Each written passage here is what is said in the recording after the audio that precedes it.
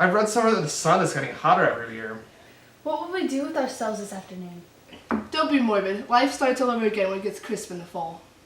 But it's so hot. Why don't we go into town? You look so cool. You always look so cool. I'm perfectly willing to go into town. Come on. Are we just going to do like this? Aren't we going to let everyone smoke a cigarette first? Been smoking all through lunch. Oh, let's have fun. It's too hot to fuss. Have it your way. Come on, Jordan. Shall we all go in my car? I ought to have left it in the shade. Well, you take my car and I'll take yours. It's almost out of gas. Yes, and if it runs out, so we'll stop at the drugstore. You can get anything at the drugstore these days. You take Nick and Jordan. See that? See what? You think I'm pretty dumb, don't you? Perhaps I am, but I have almost a second sight. Sometimes that tells me what to do. Maybe you don't believe that, but science, I've made a small investigation of this fellow. I could have gone deeper if I'd known. Do you mean you've been to a medium? No, I haven't. I've said I've been making a small investigation of his past. And you found he was an Oxford man? Oxford, New Mexico. Listen, Tom, if you're such a snob, why did you invite him to lunch? She invited him. She knew him before we were married. Who knows where.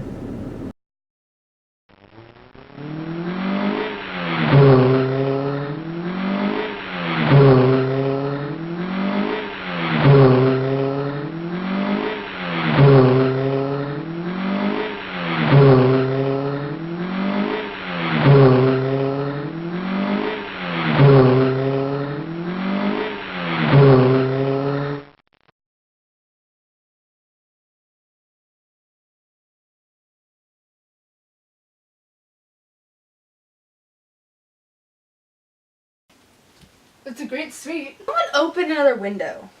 There aren't any more. The thing to do is to forget about the heat. You make it 10 times worse by crabbing about it. Why don't you leave her alone, old sport? It was your idea to come to town anyway. That's a great expression of yours, isn't it? What is? All this old sports business, where'd you pick that up? Now see here, Tom, if you're going to make personal remarks, I won't stay here a minute. Call up and order some ice from Mint Julep. Stan, you went to Oxford. I told you I went there. I heard you, but I'd like to know when. In 1919. I only stayed 5 months. That's why I can't really call myself an Oxford man. It was an opportunity they gave to some of the officers after the armistice. We could go to any of the universities in England or France. What kind of row are you trying to cause in my house anyways? He's not the one causing a row, you are. I've got something to tell you, old sport. Please don't, please, let's just all go home. Your wife doesn't love you. She never loved you. She loves me. She only married you because I was poor and she was tired of waiting for me. It was a terrible mistake, but in her heart, she's never loved anyone except for me. You're crazy. I can't speak about what happened 5 years ago. Because I didn't know Daisy then. And I'll be damned if I see how you got within a mile of her, to the back door. But all the rest of that's a lie. Daisy loved me when she married me, and she loves me now. Daisy, that's all over now. It doesn't matter anymore. Just tell him the truth. That you never loved him, and that it's all wiped out forever. Oh, you want too much. I love you now. Isn't that enough? Who are you anyhow? I found out what your drugstores were. He and this Wolfsheim brought up a lot of inside street drugstores here in Chicago and sold grain alcohol over the counter.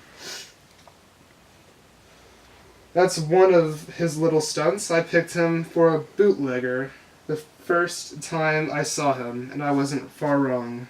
Shut up!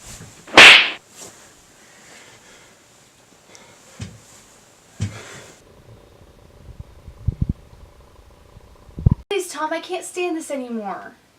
You start on home, Daisy, and Mr. Gatsby car. Go on. He won't annoy you. I think he realizes that his presumptuous little flirtation is over.